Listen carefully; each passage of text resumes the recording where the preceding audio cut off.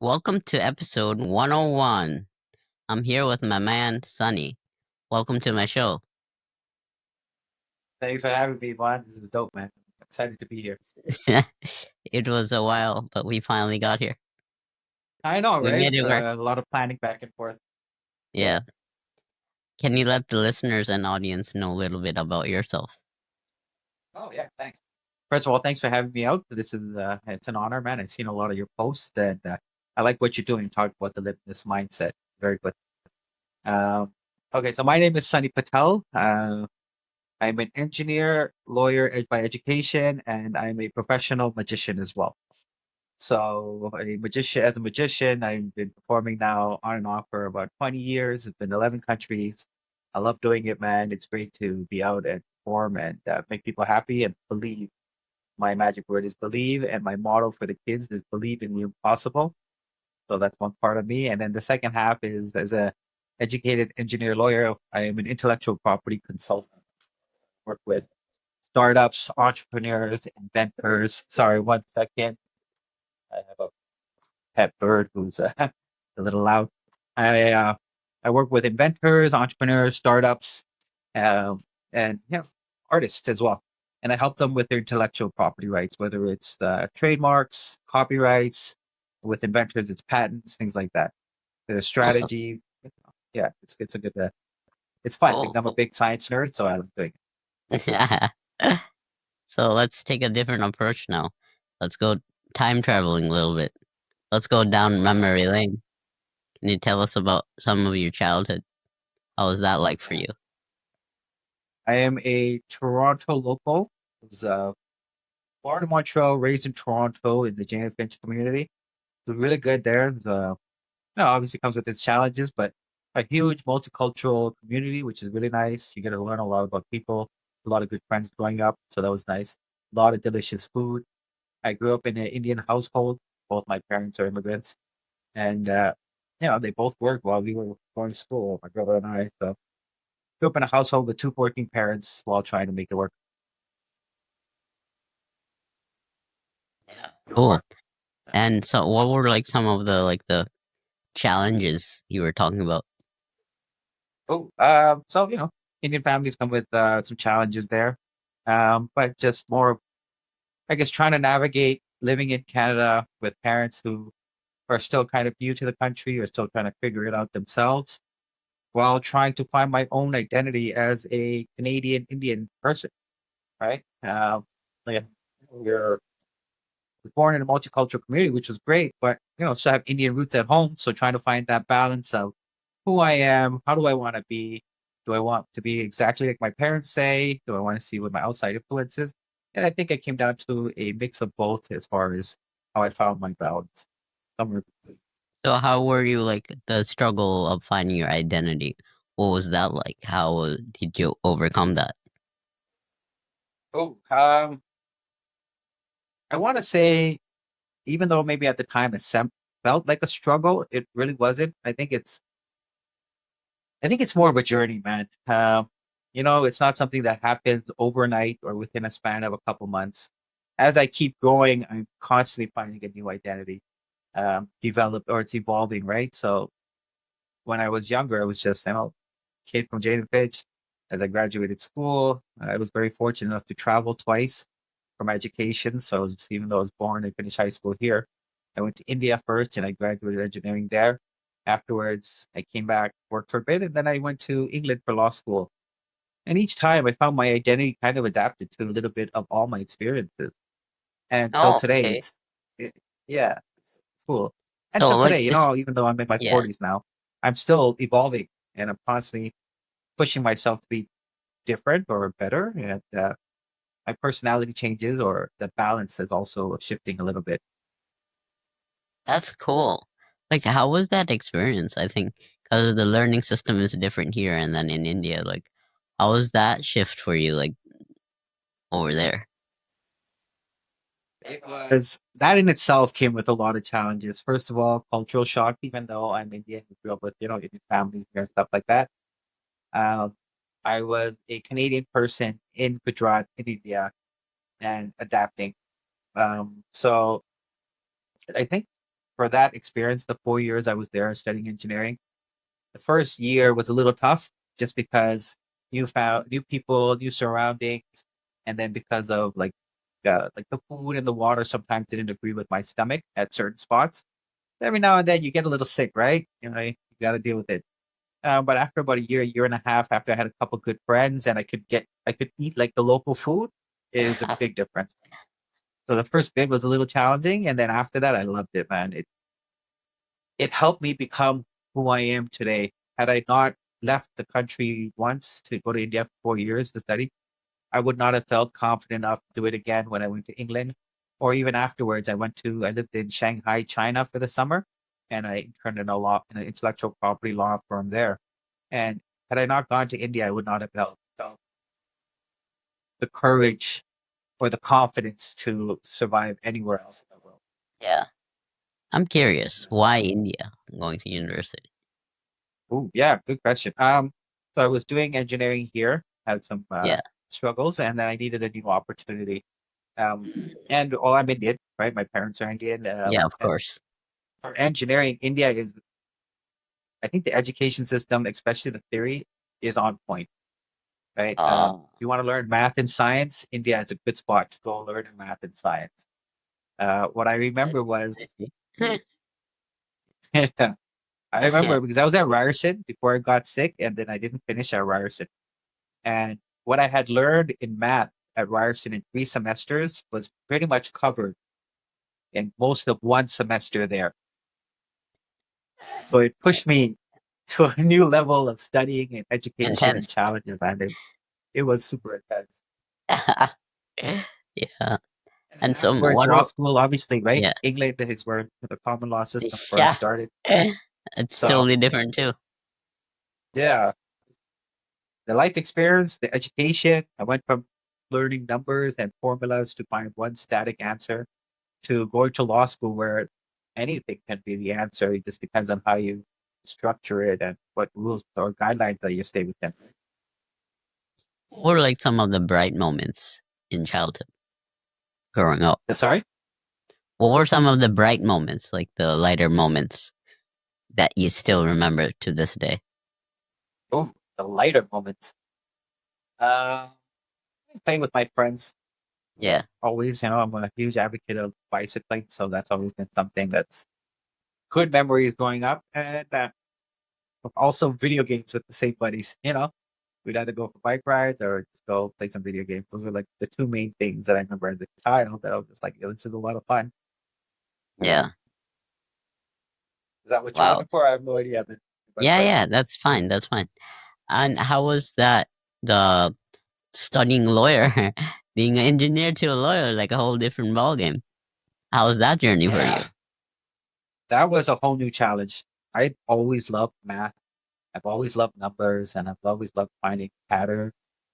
So engineering for me was just the obvious choice, as well as something that I wanted to learn. I want to understand Oh, okay. how the laws of nature work. So that was easy and or easier. And then once I went to law school, I was totally out of my comfort zone. So were you I like, probably didn't even know what I was doing for a while.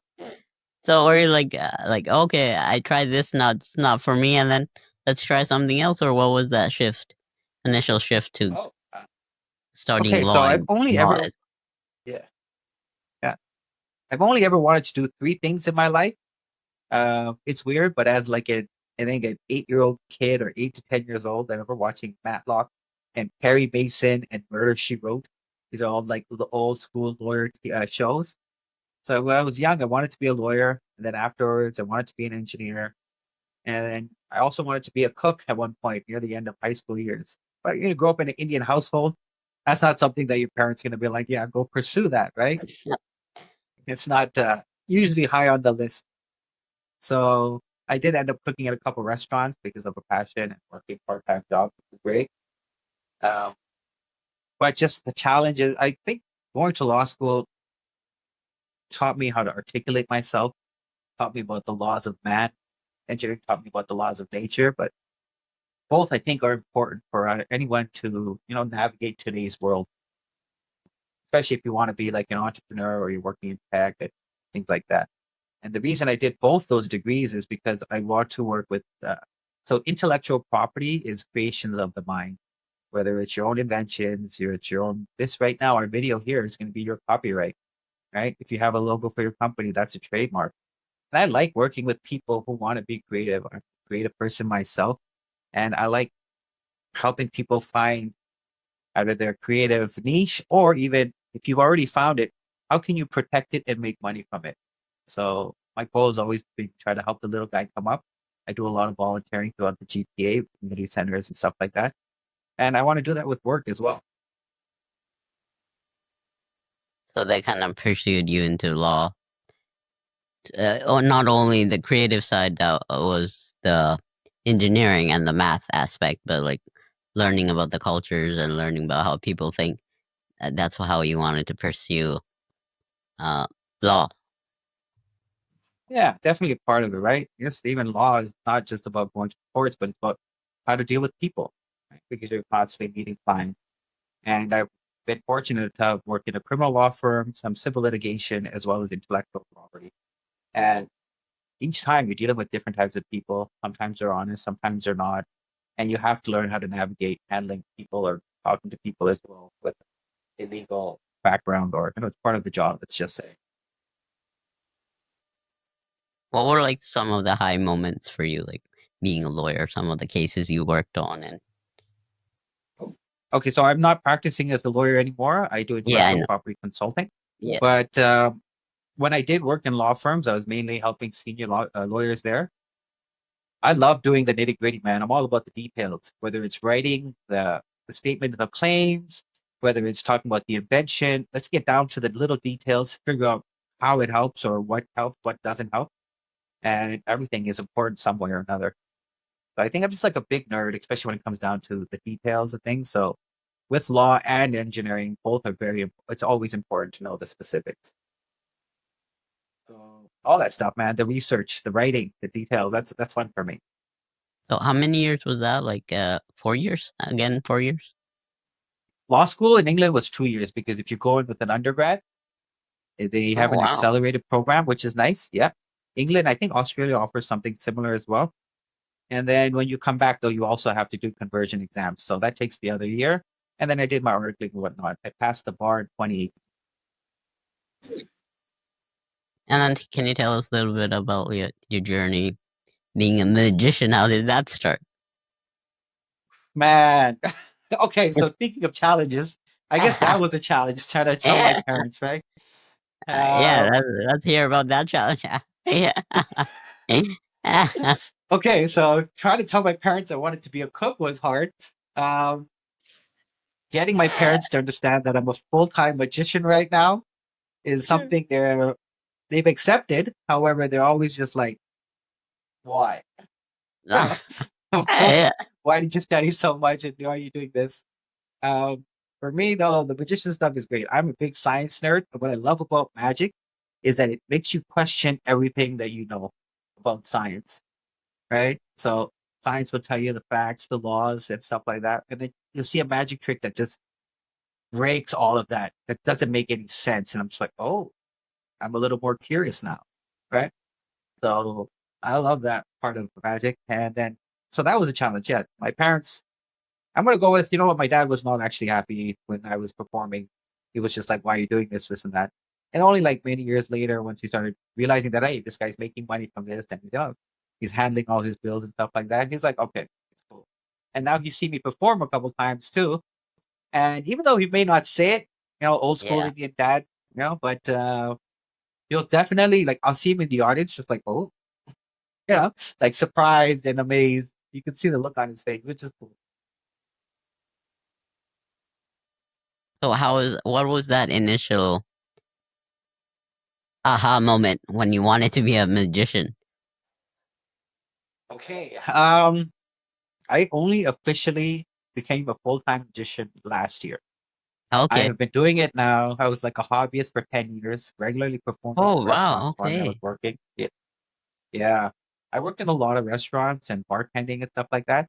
And magic was just a great way to connect with my guests that were sitting down, or even just impress them a little bit. It helps the tips, and It gives a Yeah, yeah, it definitely helps the tips, but it yeah. Of also course. helps the guests have a great experience. And if you're coming to a restaurant and I'm serving you food or drinks, I want you to have the best experience. Just like with magic, I guess. So I would mix in magic tricks in between serving food and stuff like that, or making drinks. Uh, that was a big part of it initially. And then last year I took the business full time because it was just picking up. I was getting more and more calls. People were more excited to hear about it. I had some videos made. I was very fortunate last year to do shows for either Google, did magic for CIBC, uh, MasterCard Foundations. I've done a lot of big corporations as well. So yeah, I do a lot of house parties as well. I do kid stuff. I've done over like 200 to 300 shows for YMCA's, daycares, schools, universities, colleges. Wow. Yeah. And it just picked up, man. People were calling me, people started seeing the work, and I was like, maybe this is something that I should do, pay my bills, and now I'm building my consulting business at the same time. Yeah. Okay. Like okay. 'Cause initially, that's what you were interested in learning about the artists and getting. Always came to the invention part. That what you said. You like to Yeah, invent. I love putting things together, man. I'm a big inventor nerd like that, I guess.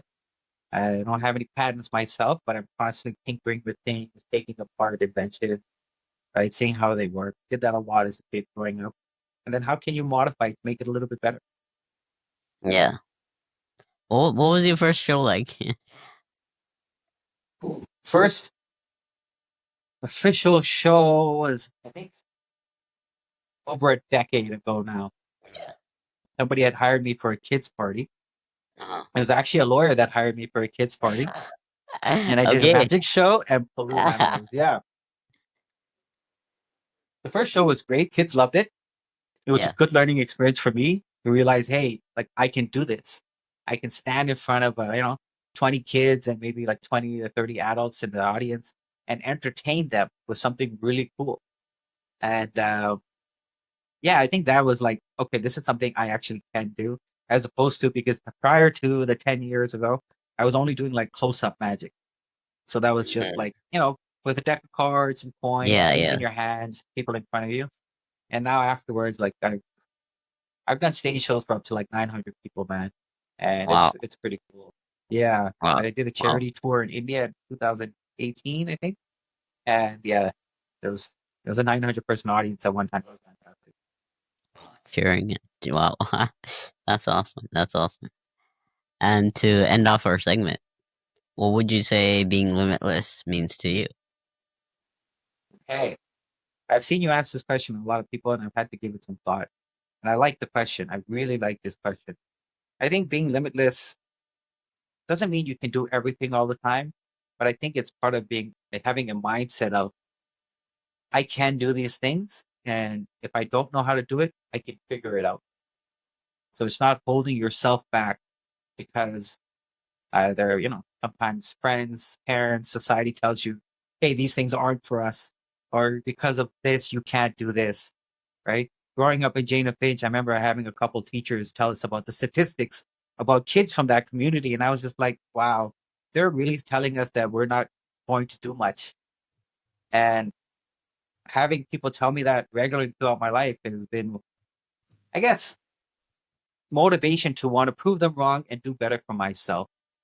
And doing all those things that were difficult. And each time, even though it wasn't easy, man, sometimes you break down, sometimes you cry, sometimes you have to talk to friends, whatever it is. But doing all those things and coming out on the other end successful, or even like, surviving sometimes, teaches you that whatever challenges come your way, you should have a mindset of, I can figure this out, or I can find someone to help me figure this out. Awesome. Awesome. Thank you so much for your insight and your story. It was quite inspiring and really fun to get to know you even more. Yeah, man. I remember the first time we met, which was awesome. We were at, what was it, Rebel nightclub? At I like the don't outside cabana? Yeah. I think so. Yeah. Yeah, it was outside. We were at like some day jam. And then we were like, we just made friends. Like I saw you walking around, you asked me to put on your jacket, and then we were hanging out on the dance floor, man. I was like, I like talking to you. I like getting the calls. It Yeah. was good. Yeah. Awesome. Awesome. Thank you so much. Thanks for having me. Is are we done?